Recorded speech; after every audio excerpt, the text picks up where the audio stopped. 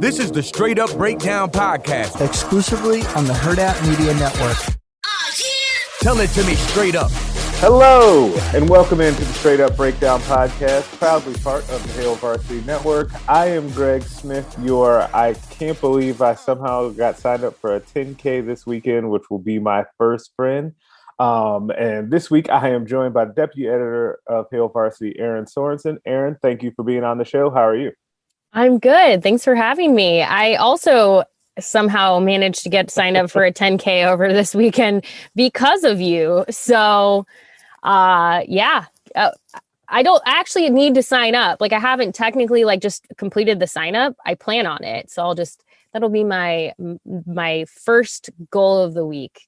Get the sign up completed. That'll be your homework for after this podcast right away. To do that, I'll need you to send me a screenshot, making sure that you did it. I think I've gotten So I can't bail on you? No. So you can't bail on me. It's important that you do this and suffer along with me. I think I have 4 people that I've roped in, because that might be enough to join in this with me. It's the first time I've ever done it. I have done 2 or 3 5Ks.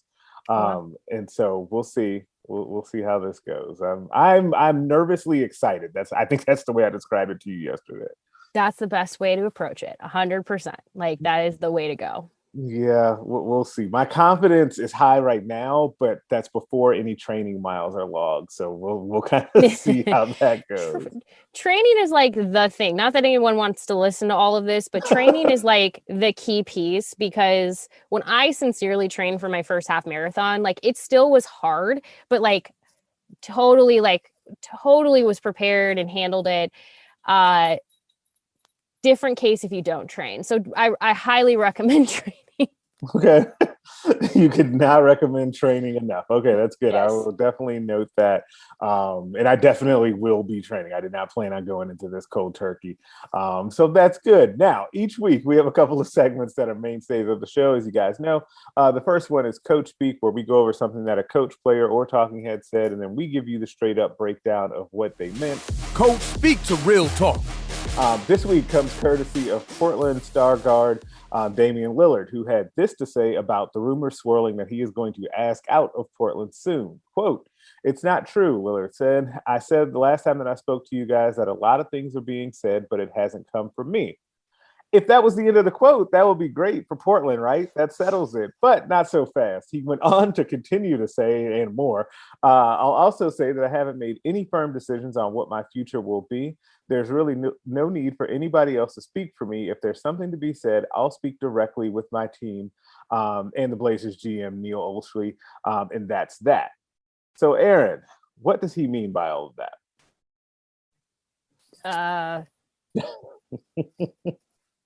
I don't know. It doesn't sound great. No. I want to know what you think about it while I try to wrap my head. I want to be clear about something for anyone who's listening. I am not a big, I don't have an NBA team. Greg has been trying to pull me to the Lakers. I've been trying LeBron unsuccessly for 5 years now, by the way. I watched Space Jam, A New Legacy. Big LeBron fan. But I don't spend a lot of time in the NBA world. So every time I hear new stories and just discovering things that players are saying or stuff, it is a new world for me. I'm what's the tea? Yeah, one of the things is, and he continued to say stuff I don't know if new coach Chauncey Billups is he said that, our team has been close, but I wouldn't say that this is a championship contending roster. And I don't know that if you look at our team, that just changing the coach was the answer. Stuff like that, as you continue to dig into the things that he said. Not good at all. It's weird because you rarely see someone kind of throw their teammates under the bus, especially in this type of situation where he's been there for years now, and he's really close with the team and with the city, and it's kind of this whole identity wrapped up with him about staying there and wanting to put on for Portland and be loyal and try and win for that team. But it's just not happening. I feel this was kind of inevitable.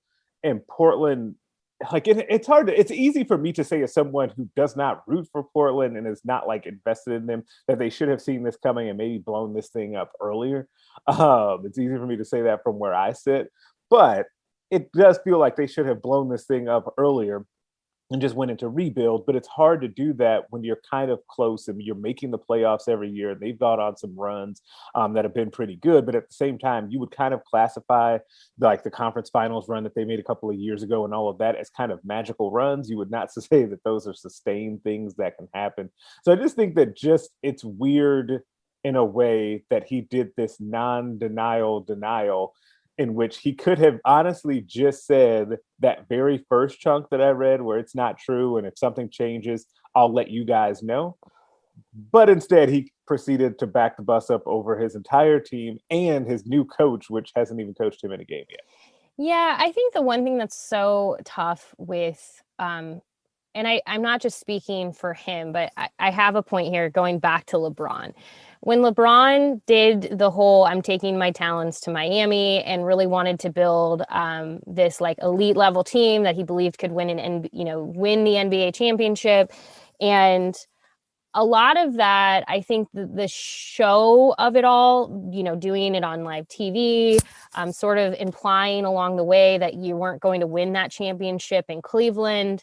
That's what really upset fans the most, was thinking that their star, their homegrown star was like just talking smack about all of them. I was going to say a more inappropriate way of putting that. Okay. But, I think when you are in this situation, you have to kind of, I can appreciate someone who doesn't mince words. I think that that's important. Somebody who's willing to say, hey, this situation maybe isn't working, but you also have to be careful, because what happens very quickly is people don't forget. I mean, how many people are still talking about the fact that LeBron left Cleveland the first time? Now, he came back to Cleveland and proved that you can win a championship with Cleveland. Right. With a much better team, by the way. With a much better team. Yeah. But I do think sometimes you have to be mindful of the fact that, yes, you might be looking around and going, this situation isn't right for me, but how you speak about that situation is going to ultimately reflect on, in some people, the way that they're going to look at it is like it's reflecting on your character, your ego. And like, I think like to play sports, you have to have an ego. You have to like be a little bit of like a narcissist for yourself. You have to be, because you want to be the best. Like that doesn't mean you have to be a jerk. And I don't think he was trying to be a jerk, to be clear. I just think he was expressing, this is how I feel. I don't feel like maybe the situation is great right now. I feel like we need to be a more elite team. But if you're somebody on that roster right now, you kind of probably don't feel great. And fans probably feel like that's, well, what are you saying? And fans might agree. Like, that's the thing too. Fans might be going 100% like, we need more talent, but it's such a fine line of walking that line of being like a certain type of leader and also acknowledging that maybe you need something different. And that's probably like, to go back to what you said, he could have just stopped and said, I don't know. I'm going to leave it there. We can talk about my thoughts on the roster and everything else down the road. But if he ends up staying, that's going to be awkward. Yeah. Like, what do you do there? Like, that's what I was going to say. Like, after this, how do you go back? I am always fascinated by these things because, like, and there's been like multiple of these, and it seems to pop up most notably in the NBA. Like, trade demands happen in every sport, but because of how few players are in the NBA and how visible they are, like, it really gets attached to them. So, like, in Anthony Davis, to go back to the Lakers, Anthony Davis situation where he basically said, I need to get out of here. We're never going to win here. And then the Pelicans decided to start sitting him in games to protect him and then be able to trade him. Like, how do you go hang around those players? Like, James Harden on the way out of Houston, like, completely torched the place and was actually worse than what Lillard said and how he described his teammates, and then ultimately was rewarded by getting a trade to the destination that he wanted to. But like, I always just am fascinated in the human element, because like, those of you listening and us talking here, like, we have a job, we work at a place. Like, how awkward would it be if you went like in your next interview and you just trashed all of us at Hale Varsity, I and mean, then I you do had it to all come. the time. I'm sure you do.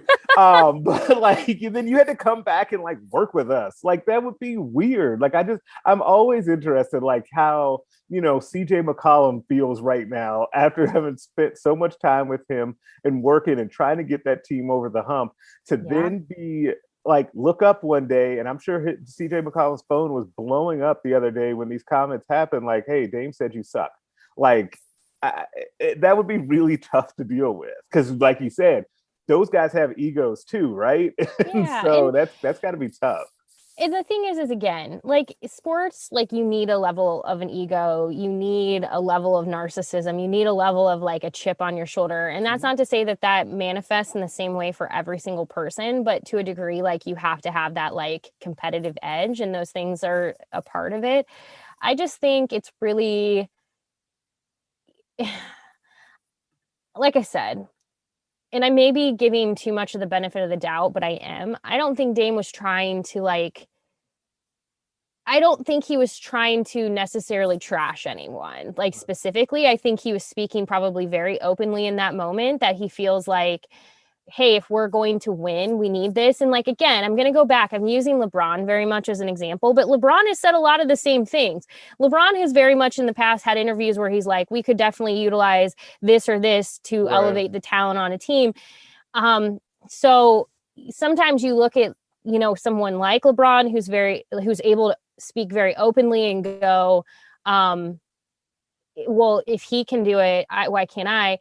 With someone like LeBron, he very much doesn't care. He's the big hi haters. Like, I don't care what you say. If you don't like me, how I approach things, if you didn't like my decision to go to Miami, if you didn't like my decision to come back to Cleveland, if you didn't like my decision to go to the Lakers, I really don't care. Like, I am doing what's right for me and trying to build championship teams along the way. So I do think there's a level of like, there's nothing wrong with wanting that. So yeah, it's just, it's so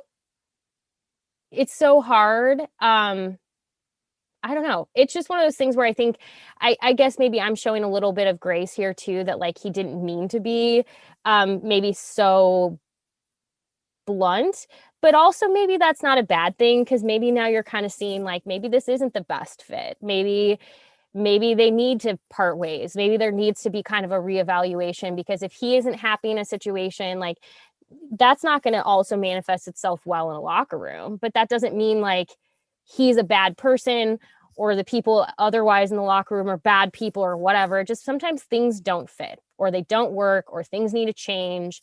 But if he ends back up in that locker room, I'd be bringing cookies on that first day. Yeah, I mean, I can't imagine what type of gifts I would be bringing for that first day. Like, if they're into wine, everybody's getting the nice bottle of wine. If you want a nice charcuterie board, you can go ahead and get that. Like, whatever. Like, because I know, because CJ McCollum has been posting that. It's like people like, because Twitter is weird. Like, he's an NBA player that makes like $26 million a year, and he posted in his backyard a charcuterie board that people did not think was like up to NBA level standards, and so people really were hating on him about it, and so he's now continued to step his game up, and it's been like a funny running joke. And then he had this all dumped on him as well. But to wrap that up, I do think that Dame Lillard has earned the right to say what he wants to say within reason in this. Like, he's given Portland a lot of years and has carried that team for a long time, and it's understandable that he's looking around the landscape and says, man, we're basically just treading water. Yes, we're making the playoffs,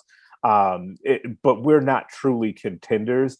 And in any given year, there's going to be a handful of elite teams, and then there's always going to be a couple of upstart teams, as we're seeing this year with like the Phoenix Suns. And so where do we fit in on this in the long term? I need to get out of here and get to a contender because it's important to me to win a championship. I don't think that there's anything wrong with that. The point of this was not necessarily to bash him, because like I said, I think that he absolutely has earned the right to be able to ask out if he wants to. And I think of a lot of these situations, I think that his is among the most understandable, considering how hard he's tried to make that work in Portland. Now, switching gears here, want to get to something that's like right in your wheelhouse here, Aaron. Like very No, the much NBA, so. The NBA is now my wheelhouse. That's fine though. But this is, I know that it's in your wheelhouse because you wrote this article. You wrote an article that went live on HailVarsity.com on Sunday, and it was titled "Common Misunderstandings and Misperceptions in the Name, Image, and Likeness Era." Now, there are a lot of things to dive into here and a lot of ways that we can go, but I want to start here with you because I've never actually asked you this. What made you actually want to look into this and like dive into this topic? Let's break that down. Honestly, it was the whole Barstool question that was going around. So there is a couple of different groups on Twitter that I follow loosely. One is Social Media Sports. So SM Sports is the hashtag. And then there's a lot of lawyers in sports. And that was the group that was really talking about this. And a small university had spoken up about how they weren't going to allow their athletes to participate in the Barstool Athlete because Barstool has a connection with a sports betting, a sports book website. And so because of that, there's potential violations there that like this school just did not want to touch. They're like, there's just too much like uncertainty as we're kind of trying to figure this out. So I was watching some lawyers talk about this on Twitter, and there was a lot of like lack of like it was kind of like, does this one school speak for everyone? Is this really what it means? And then there's a graphic that was shared by a coach, which this is the scary part. It was shared by a coach that had a couple of bullet points on it, and it had a few bullet points, and a couple of them were completely inaccurate.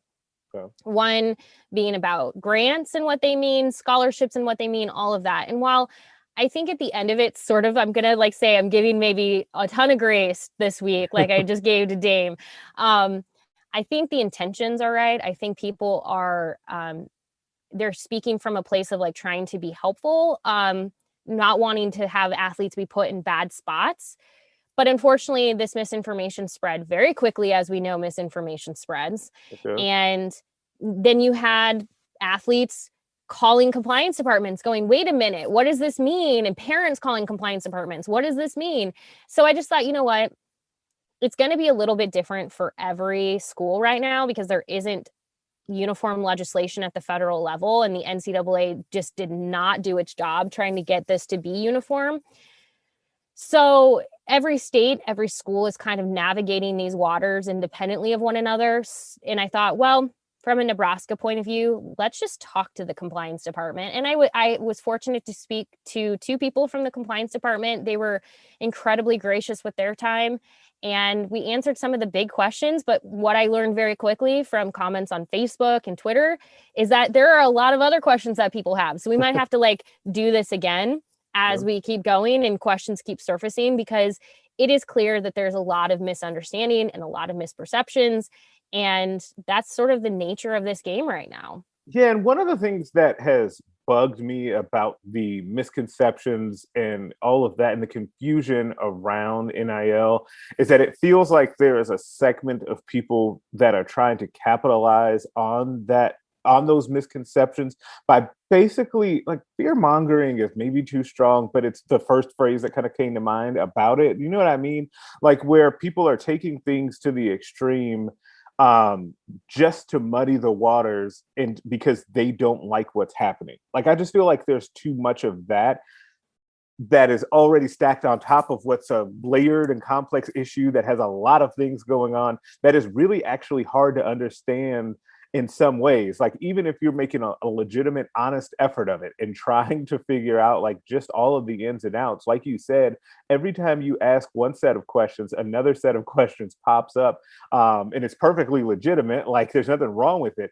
But there are just so many layers to all of this that it's just a lot for people to handle. And I wonder this, like, and I didn't think of this until just now, actually. I'm interested in your opinion on this. Do you think that they will have to, that they being like compliance offices around the country, will have to have specific groups within compliance departments just to deal with this? Is it that big of an overwhelming thing that you're going to have to go that route? So I actually, Sasha and we host the Mind Your Own podcast, and we had Matt Brown, the publisher of Extra Points, on our podcast last week. And we were actually talking about this to a degree, that yes, potentially your bigger universities, you could think like a school like Clemson, Alabama, any really Division I school, Nebraska may end up separating an area of its compliance department into NIL and just handling sort of what comes. But there are going to be schools like the University of Nebraska at Omaha that don't maybe have the capacity, don't have the budget to be able to expand its compliance department. So now your smaller schools are sort of having to navigate this with a already smaller staff, but also now doing it while others are maybe beefing up their staffs, trying to see what they can do. I don't know if I haven't heard of like Nebraska isn't doing that right now. Their compliance department is still very much just its compliance department. But I mean, they're in meetings daily about this. So you'd think at some point, some of the people who are going to have to handle other compliance issues are going to be like, we have to figure out a way to maybe take some of this off of our plates.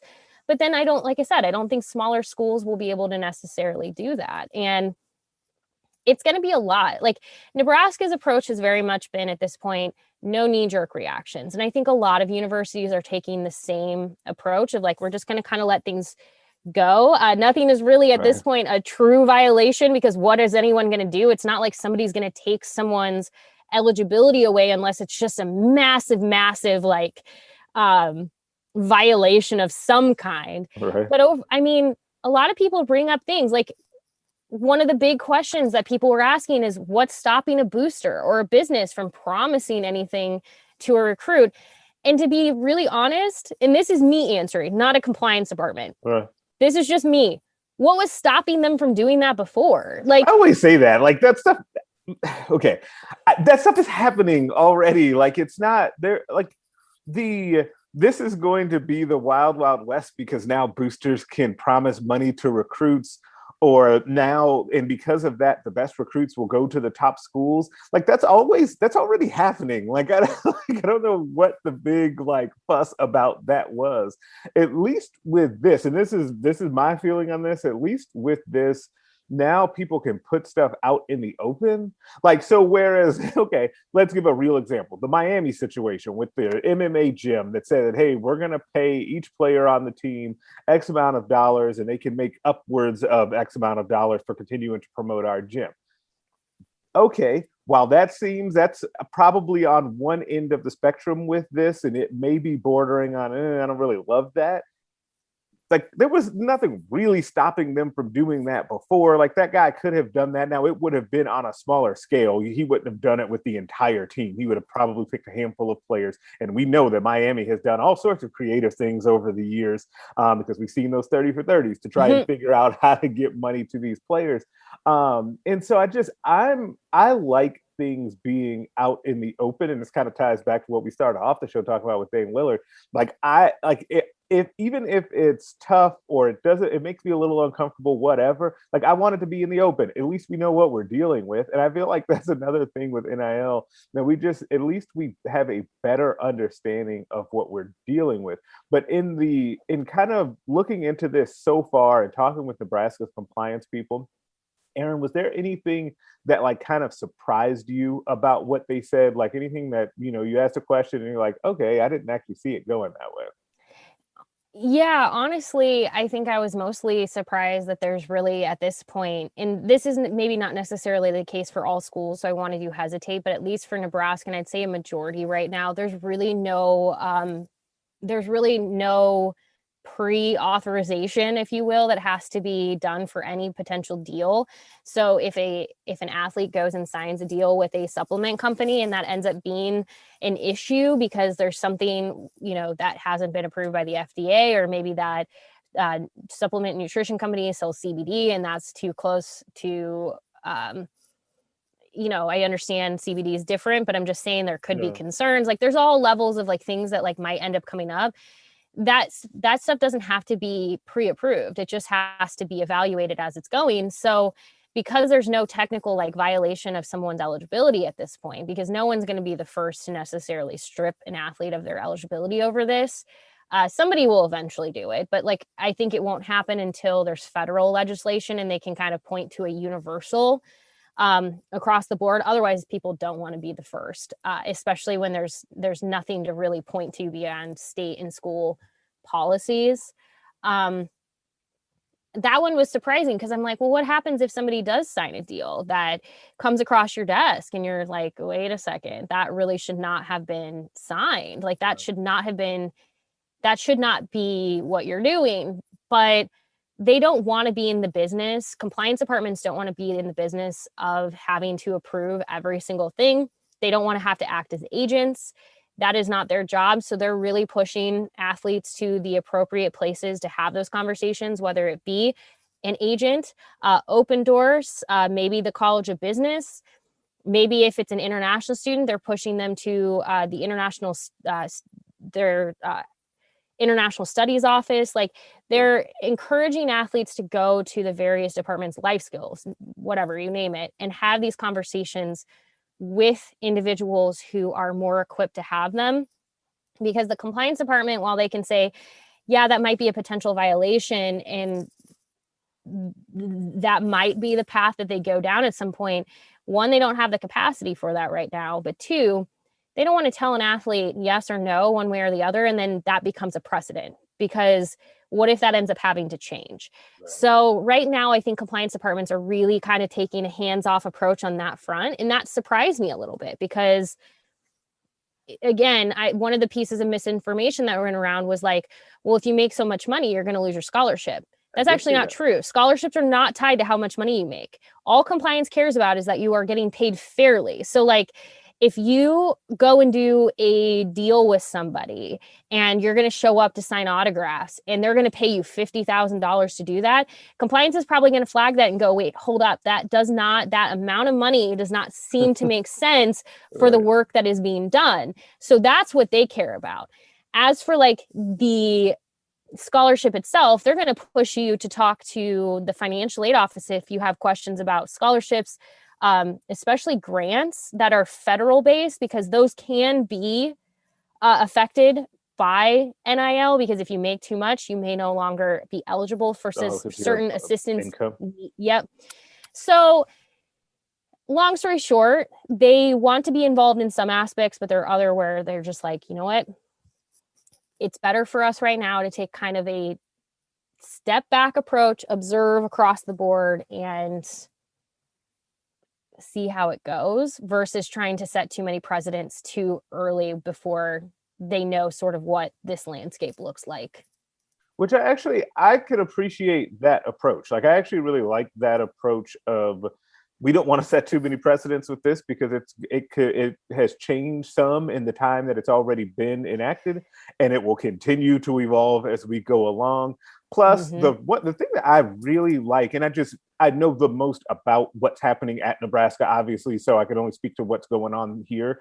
I like the component that you were talking about sending athletes to the appropriate department within the university to then get questions answered, because I also think that there's like side benefits of doing that. The athlete then has to do some more research. They have to meet more people on campus. They have to, you know what I mean? Like, you just end up getting like broadening your horizons within something that you may not have actually seen that coming with, where you just thought, hey, I was going to sign this soft drink or energy drink deal and then kind of go. But no, not necessarily. You need to go talk to this person, that person, and that person to really make sure that this is the right thing. Plus, so I think in a way it also gives you more thoughtfulness into what the student athletes are going to potentially do because of that as well, which is also, I think, a really good thing too.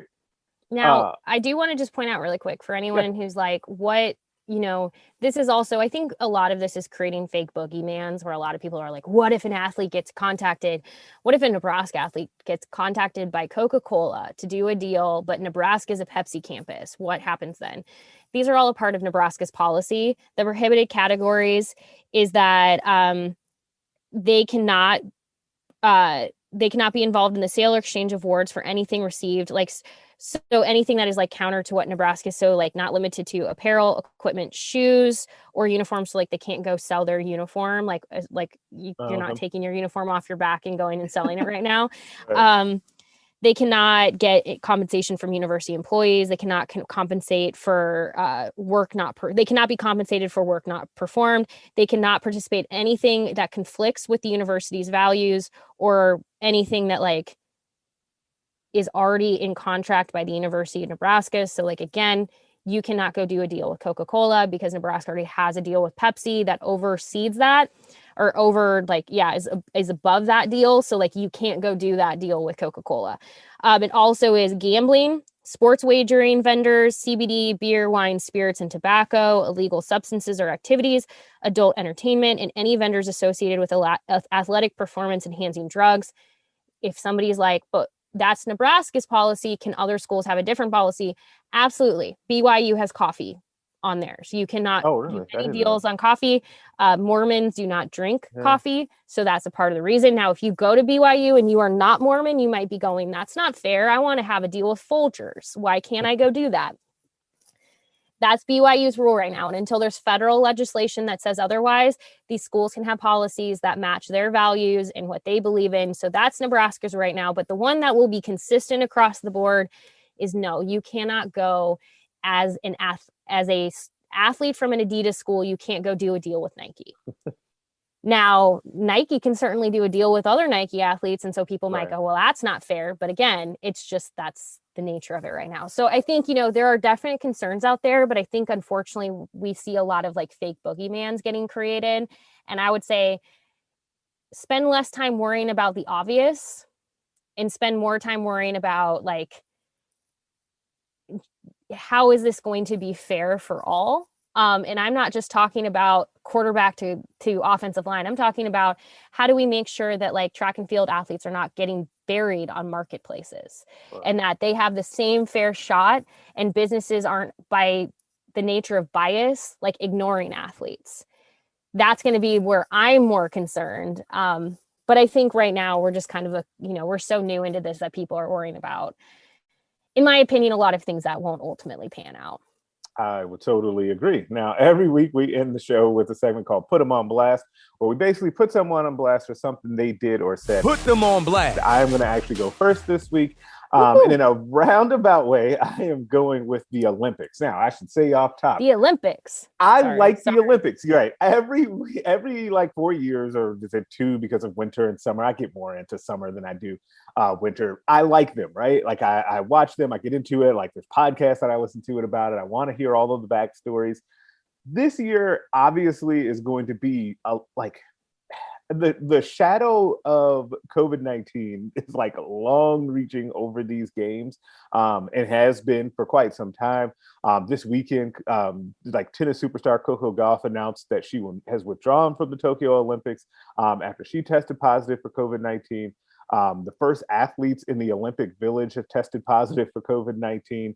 Then the thing that has become a really big like tipping point over the weekend as well was that one of the big Tokyo 2020 sponsors, Toyota, actually pulled their Olympic TV ads as like public support for the games has continued to lag because the Tokyo there has just continued to be like the roaring pandemic is what I'm going to call it. It's just continued to go unchecked over there. And so it's just kind of a situation like in a lot of ways, even though, again, I like the Olympics, like what the hell are we doing? Like what's happening here? Like that's really the only way to describe it. Like I just don't, and it's one of those things where like, it's one thing to say, okay, we're going to do like baseball games here in America, or we're like, because that's been happening full force, or we're going to do soccer matches in England, or, people are going on vacations, whatever. Like those things are happening. And I think I'm going to be careful here, for the most part have been okay.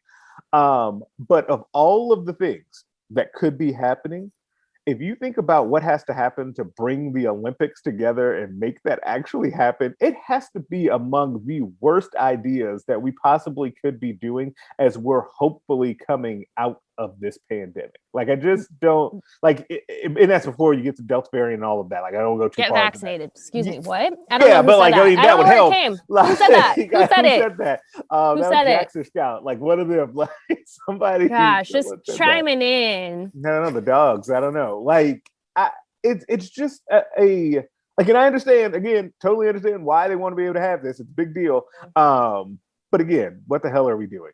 I mean, seriously. Yeah, I mean, to to like kind of add to what you're saying, I don't think people sometimes realize the number of athletes. So aside from like, even when you take fans away, just to have the athletes, you're talking 11,000 Olympians traveling, another 4,500 for the Paralympics. Like, this is not a small feat just to have the athletes traveling, and you're having athletes from all over the world. The difference is like the United States, because of like we have been in a better situation. Unfortunately, we're starting to see cases tick up again because of the Delta variant and the vaccine rate slowing down. So again, get vaccinated. But the reason that people might be able to go, well, why have things been so much different here? Why are the Olympics like, why can't they just function like that? Look at the NBA finals and all this other stuff that we're doing. Well, yeah, but the United States is in a much different situation as one country with the access to vaccines that it has had that other countries do not. If you want to be absolutely horrified, go just Google some of the poorer countries in this world and how they are being absolutely just having the absolute worst experience with COVID. The death rate is skyrocketing. They cannot get access to vaccines. It is scary. And so you have athletes from these countries that are currently just like in an absolute, just devastating situation, who are also trying to travel for this. This is not like, we have to think outside of the bubble here. I think we get caught up in our bubble. And yes, in Western country, like in like countries that have had access to vaccines, things are trending better mostly right now, but it's not completely. So I want to be careful. Like if somebody's listening, they're like, yes, Los Angeles County just put their mask mandate back. Like I got it. Like we're not, but like Japan is in a state of emergency. You have massive amounts of athletes, even when you take the fans themselves away. Like this is, you are just seeing cases of a alternate for the gymnastics team has tested positive. Now for the United States gymnastic team, that's one individual, but how many people has that individual now come into contact with?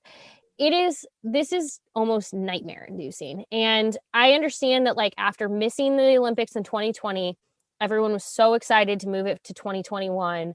I love the Olympics, but maybe we needed to wait one more year, or maybe it needed to just wait completely. Like this feels like an absolute recipe for disaster. And these are some of the best athletes in the world. And they're getting thrown into a gauntlet of finding out, like, I understand people have the authority to, not go if they don't feel comfortable or whatever. But that's a number of them that have done it. But to be honest, that's not the case for everyone. Like for me to say that is also a point of privilege to say like, yeah, some athletes are like, I don't have to do this. That isn't the case for every athlete in every country. Yeah. So, oh my gosh, I could go on like a rant for this for ages. And this is, like I said, I'm with you. I love the Olympics. Yeah, it's man, there's so many things in there though, because this is another one of those examples though of where, and I like that how you said this about getting outside of the bubble, and the bubble in this case being the United States, is when you open up your mind or your eyes and you see like the rest of the world and just how interconnected these things are though, right? Is that you think, okay, we're good over here, so and we can send, let's say the majority of our athletes can go and be safe, in the Olympics, but at the same time not really, because okay, maybe they can go and they don't have COVID right now, but if they go and they cross paths with someone from a country that, like you said, it may not be their fault. This is not necessarily a nefarious thing that a person from country X is doing. Their country just does not have access to the vaccine in the way that the United States does. And so they have then contracted COVID, then they spread around. Like it really is a nightmare. And that's just a very small example of that. We're also, finding out about athletes who do have access to vaccines who have opted not to get them because they're afraid of like the potential side effects. Like messing with their training. It's Right. actually, I want to be clear, it's not that the athletes have said I won't ever get it. It's like, yeah, I will, but I didn't want to get it before the Olympics or before this because I was afraid it would interfere with my training.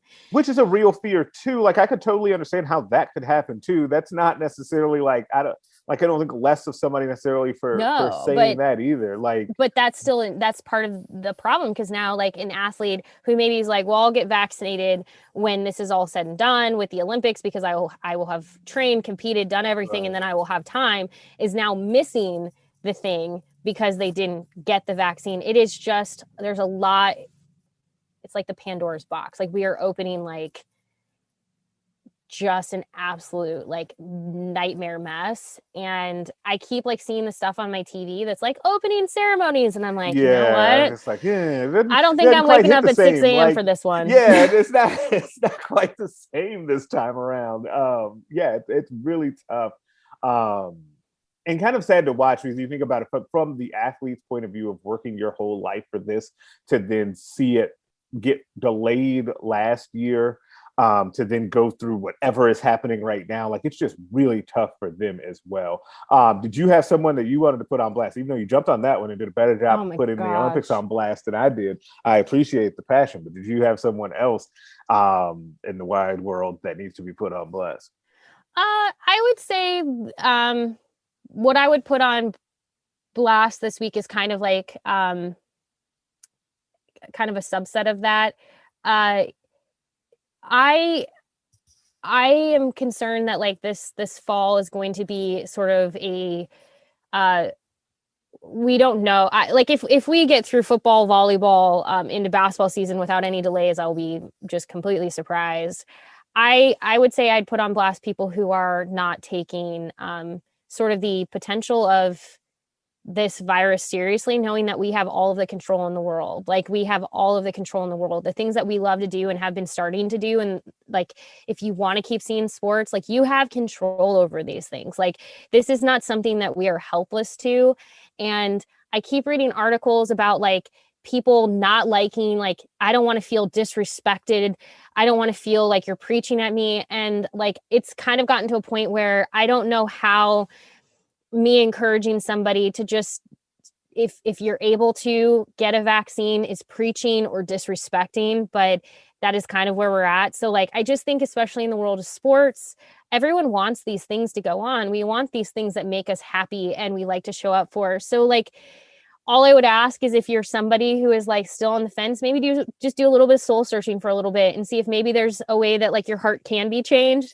But I also understand that like, unfortunately, listening to me say this is probably like not always going to change anyone's mind if they've already made it up. But that would be my only thing, is it's not even necessarily being put on blast. It's just more of like it's a baby blast where it's like a part of the bigger thing where it's like, hey, these are things that we love and we want to continue doing and we want to see people be able to do them safely. So let's just maybe have a moment of reflection and see if there's not a way to find a path forward that isn't going to like take us back into a situation where things do have to get canceled. Like, come on. I do want to say this is like the opposite of that, but I just want to say this isn't putting anyone on blast. Now, it is putting lack of gun control on blast, but my point is obviously what happened at the National Stadium over the weekend was really, really scary. But I want to focus really quickly on the good.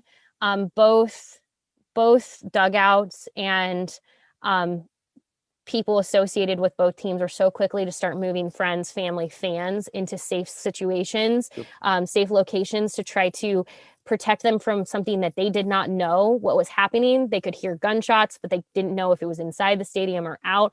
And in that moment, it's kind of what you've always heard that quote, look for the helpers. The helpers stepped up. It shouldn't have to be like that. You shouldn't have to be fearful to go to a baseball game and to just enjoy an evening at a ballpark. But I appreciate the people who immediately spring into action in those moments. And I think it's important. We get so like angry to call people heroes because we want to say like, we want to quantify what a hero is, but like heroes are all kinds of things. And in that moment, the people who stepped up and started to bring people to shelter and safety, those are heroes. So again, there are all kinds of heroes, but I just wanted to at least acknowledge that. That's not a blast. It's more of an appreciation of the fact that there is good in this world, but we can certainly do better as far as like making sure that you can have a safe day at the ballpark. But again, I don't want to like make it so that everyone emails your podcast and is like, don't have Erin back on. She's political. Wow. Oh God, if you now we're going to get me on a rant about what things are political and what things are not political. The tax code is political. Gun control. Everyone yells at me about being political. Not political. Go get your vaccine. That's not political. I want to tax you 28%. That's political in a way. But if you do have an issue with that, you can email the show at straightup@varsity.com. That is also a great place to leave the episode. Subscribe to the podcast anywhere that you can listen to them. Rate us and leave us a 5-star review. If you leave 4, I am inclined to think you're a hater, and nobody wants that. Like LeBron said, hi haters. Hi haters. Make sure you're checking out the other podcasts on the Hail Varsity Network. Erin's podcast, the Mind Your Own podcast, Varsity Club, Nebraska Preps Postgame Show, and the Hail Varsity Radio Show. Also, check out the Hail Varsity YouTube page. I usually at this point say that this is where you'll see me on there doing a recruiting question video of the week. But you will also see Erin on there as well, who's my guest today. Oh. And you can find us on Twitter at Greg Smith HB and at Erin Sorensen. I will catch you next week. A Hurrdat Media Production.